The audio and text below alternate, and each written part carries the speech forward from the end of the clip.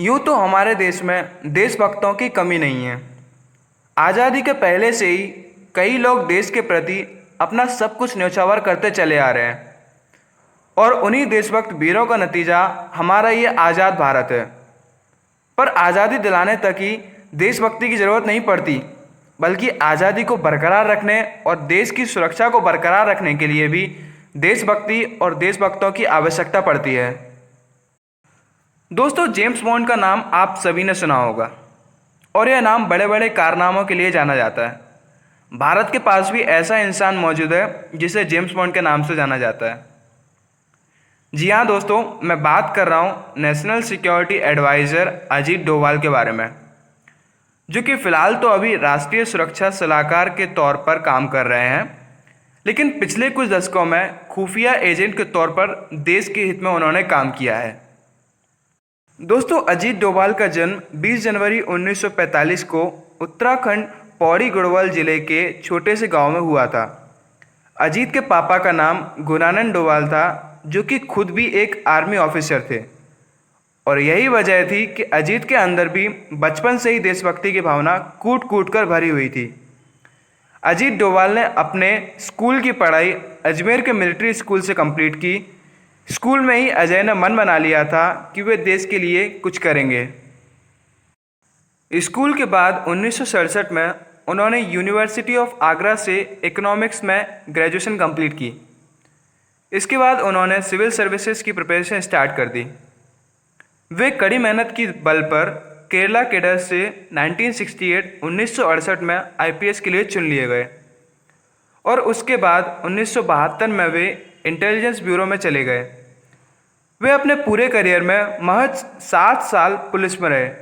इसके बाद उन्होंने अपना पूरा समय एक जासूस बनकर खुफिया विभागों में ही गुजारा और यहाँ पर काम करते हुए उन्होंने बहुत सारी खुफिया जानकारी भारत को प्रदान की। दोस्तों, अजीत डोभाल ने एक इंडियन सीक्रेट एजेंट के तौर पर पाकिस्तान में 7 सालों तक काम किया और अपने कार्यकाल के दौरान उन्होंने इंडियन सिक्योरिटी एजेंसी की काफ़ी मदद की। और दोस्तों, इसके अलावा 1971 से 1999 तक भारत के हर प्लेन की हाईजैकिंग में अजीत डोभाल ने ही हाईजैकर से डील किया है। और दोस्तों, 1999 में हुए कांधार प्लेन हाईजैक के समय भी अजीत डोभाल अपनी टीम के साथ मिलकर हाईजैकर से मिलने के लिए खुद ही गए हुए थे। इसके अलावा 1988 में 1998 में जब कुछ आतंकवादियों ने अमृतसर के स्वर्ण मंदिर पर कब्जा कर लिया था, तब यहाँ पर लोगों को बचाने के लिए ऑपरेशन ब्लैक थंडर चलाया गया था और इस ऑपरेशन को भी अजीत डोभाल ने ही लीड किया था। इसके अलावा अजीत ने पूर्वोत्तर भारत में हुए सेना पर हमले के बाद सर्जिकल स्ट्राइक का प्लान बनाया और इंडियन आर्मी ने सीमा पार म्यांमार में कार्रवाई कर उग्रवादियों को मार गिराया था। 1996 में अजीत डोभाल की वजह से ही कश्मीर में इलेक्शन की नींव रखी गई थी। अजीत डोभाल आईबी में रहते हुए, इंटेलिजेंस ब्यूरो में रहते हुए, मल्टी एजेंसी सेंटर और joint task force on intelligence के फाउंडर और चेयरमैन भी रह चुके हैं। साथ ही 31 जुलाई 2004 से लेकर 31 जनवरी 2005 तक अजीत डोभाल डायरेक्टर के पद पर भी रह चुके हैं। पर यहाँ पर काम करने के बाद उन्होंने रिटायर होने का फैसला ले लिया था। लेकिन एक सच्चे देशभक्त की देशभक्ति खत्म कहाँ होने वाली थी। रिटायर होने के बाद भी सुरक्षा से जुड़े हुए मुद्दों में अजीत डोभाल हमेशा ही आगे रहा करते हैं। हालांकि आगे चलकर अजीत डोभाल के एक्सपीरियंस को देखते हुए उन्हें 2014 में नेशनल सिक्योरिटी एडवाइज़र NSA के तौर पर शामिल किया और फिर इस तरह से अजीत डोभाल एक बार फिर से एक्शन में आ गए।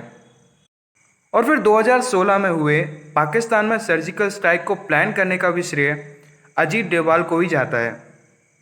और जब 2019 में विंग कमांडर अभिनंदन गलती से पाकिस्तान पहुंच गए थे, तब अजीत डोभाल ही थे जिन्होंने पाकिस्तान को पूरे नियम कानून याद दिला दिए थे।